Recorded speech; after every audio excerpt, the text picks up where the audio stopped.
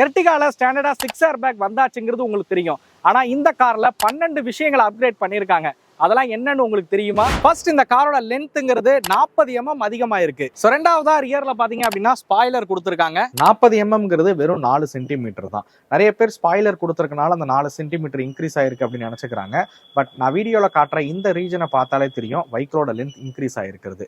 இதனால third row சீட்ல பாத்தீங்க அப்படின்னா லெக் ரூம் மைனரா இன்க்ரீஸ் ஆயிருக்கு. சோ மூணாவதா பாத்தீங்க அப்படின்னா செகண்ட் ரோ சீட்டுக்கு ஏசி வெண்ட் இங்க கொடுத்திருக்காங்க. நாலாவதா பாத்தீங்க அப்படின்னா தேர்ட் ரோ சீட்டுக்கு பாத்தீங்க அப்படின்னா இந்த இடத்துல ஏசி வெண்ட் வந்து கொடுத்திருக்காங்க. பட் இந்த சைடு பாத்தீங்க அப்படின்னா ஏசி வெண்ட் இல்ல. அஞ்சாவதா பாத்தீங்க அப்படின்னா செகண்ட் ரோ சீட்ல வந்து 3 ஹெட் ரெஸ்டர் வந்து கொடுத்திருக்காங்க. பட் இந்த இடத்துல இருந்து ஆம்ரெஸ்ட்டை தூக்கிட்டாங்க. ஸோ ஆறாவதா பாத்தீங்க அப்படின்னா second row and third row சீட்ல வந்து 60 வாட்ஸ்க்கான சார்ஜிங் போர்ட் டைப் சில கொடுத்திருக்காங்க. ஸோ ஏழாவதா பாத்தீங்க அப்படின்னா வைக்கலோட லென்த் இம்ப்ரூவ் ஆயிருக்கனால கேபின் ஸ்பேஸ் இம்ப்ரூவ் ஆயிருக்கு. அதனால தேர்ட் ரோல பாத்தீங்க அப்படின்னா மைனரா லெக் ரூமும் பாத்தீங்க அப்படின்னா இம்ப்ரூவ் பண்ணிருக்காங்க.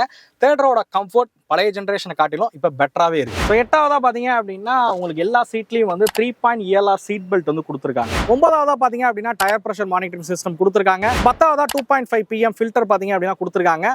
11ஆவதா நான் ஆரம்பத்திலேயே சொன்ன மாதிரி 6 ஏர் பேக் இந்த வெஹிக்கிள் அவைலபிளா இருக்கு. 12ஆவதா பாத்தீங்க அப்படின்னா பிரைஸ் வந்து இம்ப்ரூவ் பண்ணிருக்காங்க. அதை நீங்க டிஸ்பிளேல பார்க்கலாம் ஒவ்வொரு வேரியண்டோட பிரைஸ் என்ன அப்படிங்கிறது. இந்த வெஹிக்கிளை பத்தின டீடைல் வாக்குறோம் நம்ம சேனல்ல இருக்கு. மறக்காம போய் செக் பண்ணி பாருங்க.